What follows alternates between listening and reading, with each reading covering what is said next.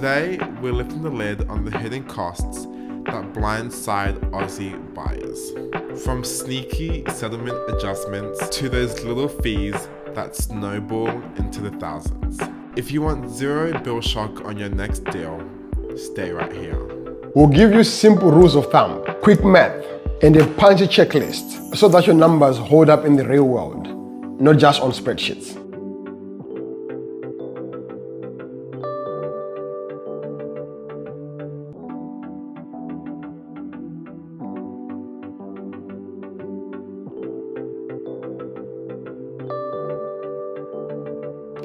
Welcome back to the Property Punch podcast, your weekly blend of bold property insights, straight talking strategy, and wealth building wisdom.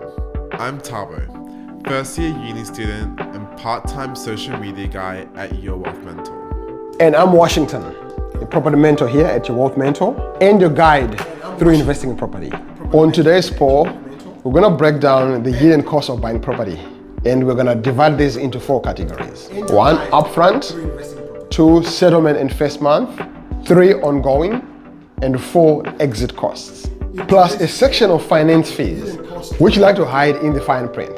Grab your pen. We're going to save you stress, time, and stacks of cash.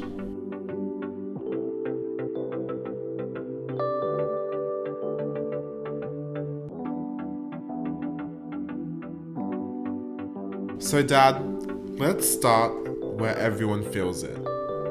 Day 1 costs. So the biggest one that we all know is stamp duty. This is the biggest single cost when you're buying an established property. It varies by state, purchase price, and eligibility. For example, are you a first home buyer or are there any other concessions that you are eligible for in each state government? So the budgeting rule for this is that if you want a safe placeholder, just estimate that to be about 3 to 6% of the purchase cost of your house. For duty on standard investor buys, outside special concessions. What about conveyancing and solicitors? This is another one. So typically, this is the cost for you to pay a solicitor or a conveyancer who will be assisting you with purchasing your property. Normally, that cost is around $900 to about $2,200, depending on the complexity and state searches. Ask if disbursements, for example, title searches, certificates are also included in there. Because some conveyancers, they charge it as a bulk or some do it separately. And building and pests and strata records? This is also another important one. The building and pests, these are reports that you have to get to make sure that it's part of the due diligence. You're making sure that you're sending someone to look for any pests and to make sure that the building is in good condition as well. On average, building and post reports cost between $400 to $800. Strata reports will cost around $250 to $450. And as a tip, a clean report pays for itself in the bargaining power, or it can save you from buying a lemon, which we have seen in the past. How about lender's mortgage insurance or LMI? This is a very important one. So lender's mortgage insurance is an amount of money that you're paying to the bank, which kicks in when you're borrowing more than 80%, which you call 80% loan to value ratio or LVR. Ballpark, it's around 1 to 4% of the loan amount, depending on the LVR and the lender as well. As a punch tip, if cash is tight, make sure that you're comparing the cost of the LMI versus waiting for maybe 12 months whilst the prices or rentals move. Sometimes paying LMI still gets you ahead. How about banks and valuation fees?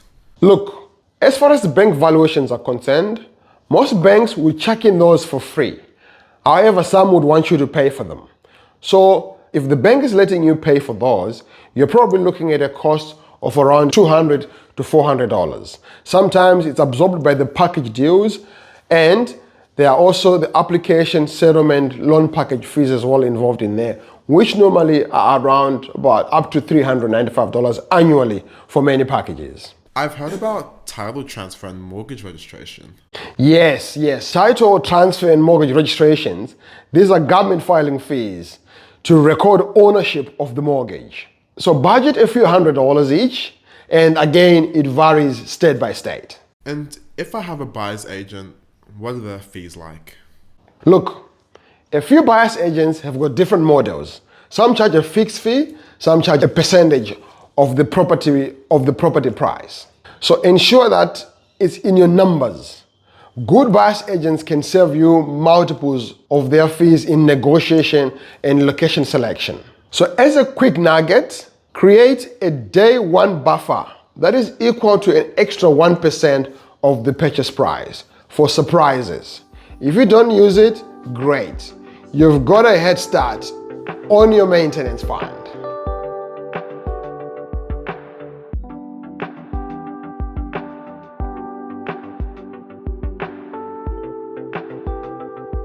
Settlement day and first month surprises is where people can get blindsided. Not huge items alone, but lots of small adjustments. That's correct. Settlement adjustments.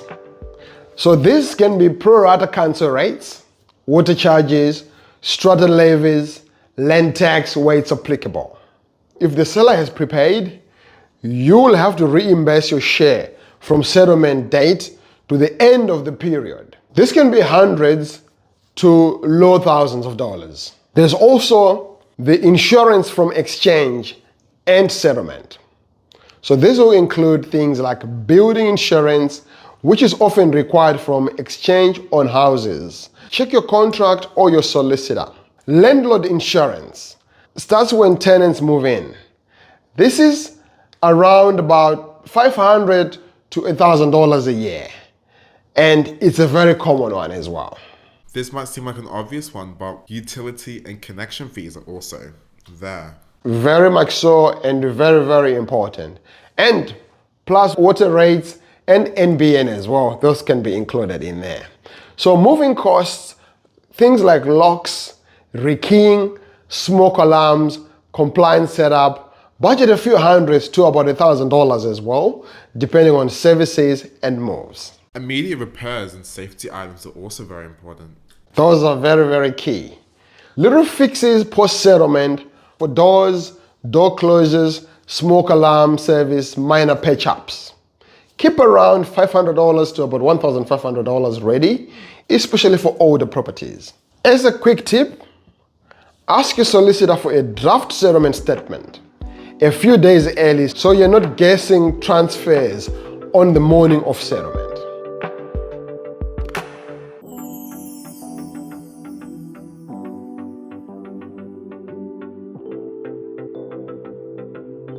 That was for settlement day, but how about some ongoing ownership costs? The set and forget trap. Yes, this is the set and forget trap. This is a silent killer of cash flow. Let's map it out. Property management? Yes. So property management fees usually are around 6 to 9% of weekly rent, state and competition dependent. So management fees are usually 6 to 9% of weekly rent, depending on which state you are buying and the competitiveness of the rental market as well. Letting fees, property managers usually charge about 1 to 2 weeks rent, plus marketing costs, as well as photos costs as well. Lease renewals, inspection, and statement fees. This is the small line items that add up, but generally, ask these from your property manager and they can explain exactly what they charge for these. What about rates, water, and strata? Look, every council is different. Some are more expensive than the others. However, council rates normally come quarterly, water service charges, and usage. Usually the tenant will pay for this. However, the landlord has to pay for service. Strata or body corporate, this is an administrative and sinking fund. And you need to understand upcoming capital works to avoid big special levies. Maintenance and capex. Yes, this is another one. So as a rule of thumb, a 5 to 7% of gross rent is pretty enough and set aside for this maintenance, as well as about $1,800 to about $2,500 per annum baseline for a standalone house.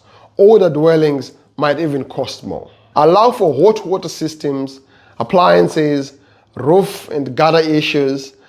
Big ticket items have life cycles. So you want to make sure that if it's an older home, it might give you these issues compared to a newer home. And I've heard quite a bit about land tax, which is state-based. It is state-based. It kicks in once your combined taxable land value exceeds thresholds depending on which state. Investors should plan for it. Structure and location choices matter. And your accountant is your best friend here. And what about compliance and services? Smoke alarm servicing is a big one here. It's normally done annually. The other important one as well is pest control and termite inspection, especially for houses. And don't forget the most important one, gardening. If you include it, even a swimming pool servicing can actually be a substantial amount of money on a regular basis. And what about a depreciation schedule? Look, Tabo, depreciation schedule is optional but powerful one. A depreciation schedule is a quantity survey report, and normally it costs around $400 to $800. And it often pays itself via tax deductions on newer buildings and renovations. As a quick nugget, put your ongoing costs in a separate offset account and sweep 10 to 15% of rent into it automatically. Cash flow stays calm even when the hot water dies.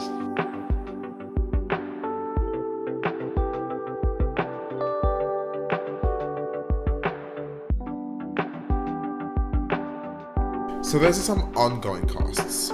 But how about finance fees and lenders traps? These ones hide in product guides and package benefits. There can be some annual package and offset account fees.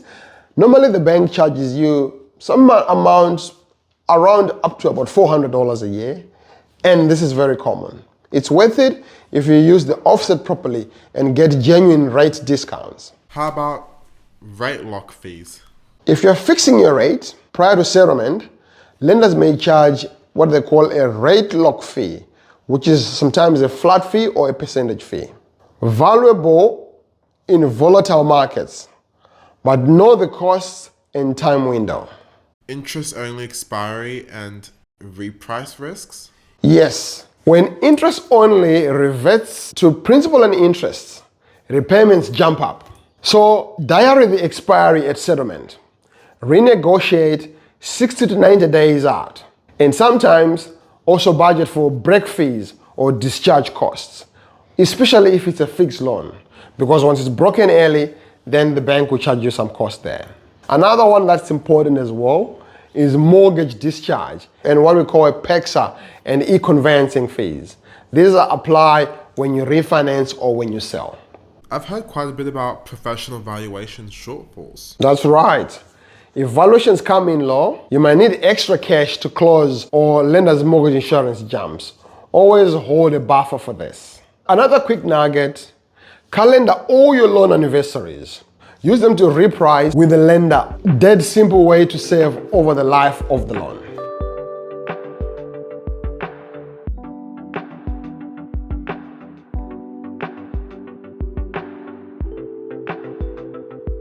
Let's say it's time to exit or sell. What are some of those hidden costs? Can we plan now and thank ourselves later? Yeah, look, this is an important one, particularly if you're looking at selling. So first up, watch out for real estate agent commissions and marketing costs.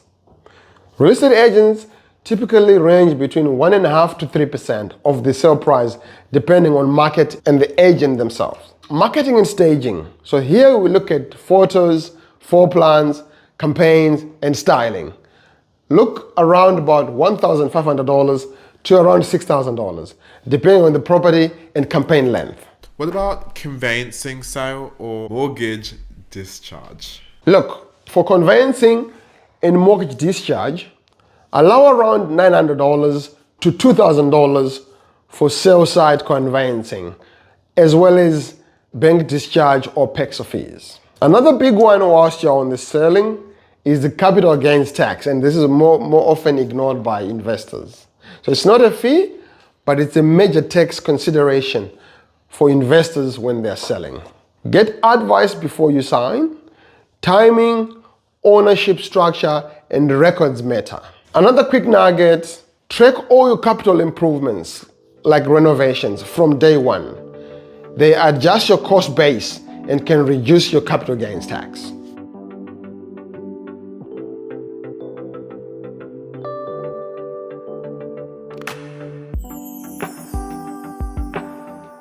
So let's go through our rapid fire checklist and rule of thumb. That's right. Duty placeholder, 3 to 6% of price, investor broad estimate.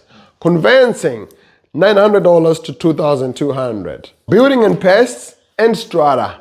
Building and pests around $400 to $800 and strata around $250 to $450. Lender's mortgage insurance, if you're borrowing more than 80%, budget around 1 to 4% off your loan. Title and mortgage registration, a few hundred each. Settlement adjustments, rates, water, levies, pro rata, hundreds to low thousands. Insurance, building from exchange houses, landlord from tenancy start. Property management fees, 6 to 9% plus 1 to 2 weeks rent letting fees. Maintenance reserve, 5 to 7% of gross rent, or $1,800 to $2,500 per annum. Strata, you're looking at about administration and sinking, check capital works plan. Land tax, plan once your portfolio grows. Quantity surveyor depreciation schedule, $400 to $800 once, and it's worthwhile as well. Loan package and offsets, you're looking at about $395 per annum. Know your benefits. Rate lock, break and discharge. Read the fine print. Exits. Exit fees. 1.5 to 3% commission, plus marketing, staging, and sale conveyancing. And what about your budgeting formula? I like to keep it very simple and safe. Upfront buffer, excluding stamp duty, look at about 1.5% to 2% of purchase price. Stamp duty placeholder, 3 to 6%, until you run exact figures. First home ownership, buffer around 2 to 3% of purchase price. This covers property management, rates, insurance, and minor repairs as well. Stack those in your feasibility so nothing clips your wings. So what are some action steps after hearing and talking about everything we've gone through today? Look, as action steps, download or build your hidden cost checklist and keep it with your borrowing calculator. Get exact stamp duty and government fees from your conveyancer or online calculators before you offer.